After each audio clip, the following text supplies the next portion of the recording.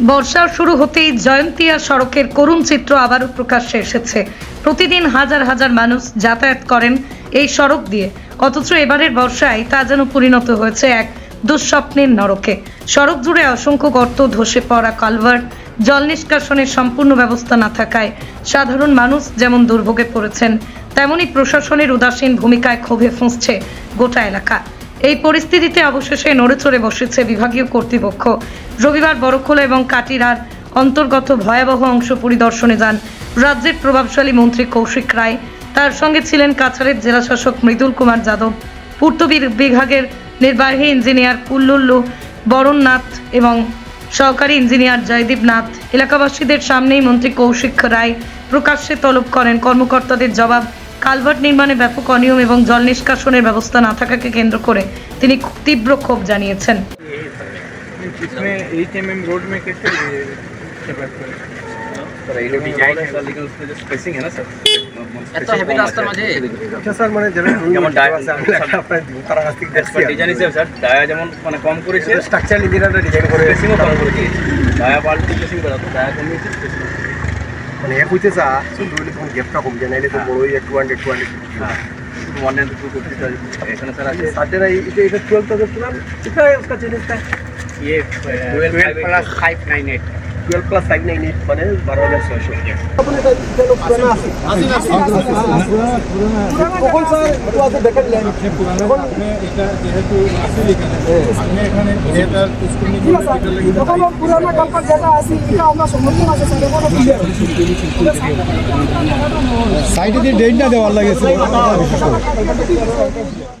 স্থানীয়দের বক্তব্য, একাধিকবার প্রশাসনের দৃষ্টি আকর্ষণ করা হলেও কার্যত কোনো আক্ষেপ নেওয়া হয়নি।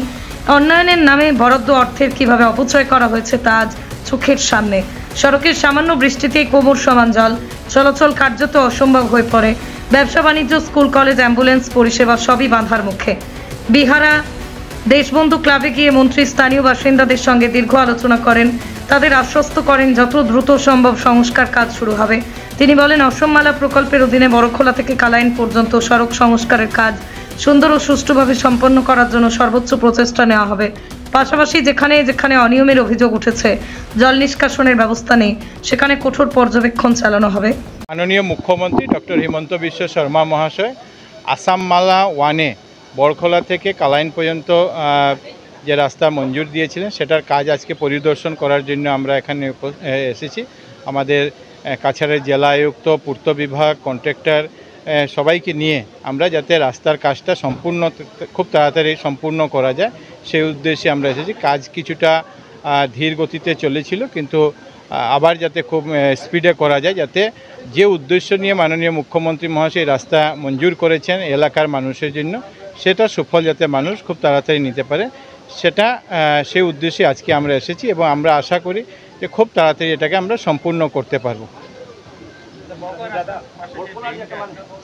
বিভিন্ন জায়গায় ড্রেন কালভার্ট ইত্যাদির অসুবিধা আছে, কিন্তু যে অসুবিধাগুলি আছে জনগণের সুবিধার জন্য, সেই অসুবিধাগুলি যত তাড়াতাড়ি দূর করা যায় সেটা আমরা চেষ্টা করব।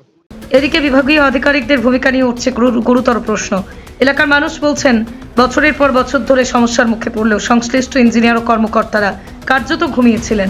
সময় মতো দায়িত্ব পালন করলে আজ এই দুর্দশা হতো না। তাদের বিরুদ্ধে শাস্তিমূলক ব্যবস্থা নেওয়ার দাবি তুলেছেন সচেতন নাগরিক সমাজ।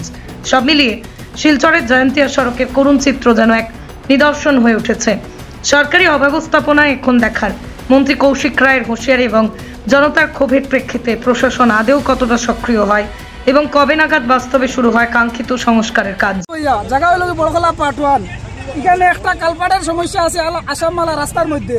আসামমালা রাস্তার খাজ জুড়ে আমার ফাট্টাই জায়গা 10 ফুট জায়গা জুড়ে আসামমালার এক কর্মচারী তৈবুর উদ্দিন মজুমদার, হে তার জোর পূর্ব দেখাইয়া আমার 10 ফুট জায়গা জুড়ে ঢুকাই দিছে। আমি যখন মাতিছি হে আমার কয় হে নিজে ইচ্ছা করি আমার জায়গাত কালভার্ট বানাইছে, আমার বাবার হিম্মত থাকলে তারে কিচ্ছু করতাম। আমার ফুসকুনি ভাঙি তো আমার বুকুতে হাল গাড়িছে। এরপরে আমার মাটার করে লইব, খাঠি লইব, বাঠি লইব, হুমকি দিয়া দম দিয়া ও কালভার্টটা বানাইছে। এখন ও ঘুষদারি এখন পর্যন্ত করিয়া যার এই আসামমালা কোম্পানিয়ে ইলা 3rd ক্লাস এক কর্মচারী হরাইতে পারেন না তার রাস্তার কাজতানি। এই 3rd ক্লাস কর্মচারী গ্রামে গঞ্জে সব কানত লড়াই লাগার আর মারি করার, ওটাও আমার আবদার, আর কিচ্ছু না। মিনিস্টার আসলাও তো আমার পাড়া প্রতিবেশী এরিয়া সব ডুবিয়া রয়েছেন জলর নিচে এই কালপাট হে অবৈধ বানানির কারণে এখন তারা একবারে দি তারা রাস্তা কাটিয়া দেন না এখন ইঞ্জিনিয়ার সাহেব হইয়া গেছেন তারা একবারে দি তারা রাস্তাটা জলর কাটিয়া দিবা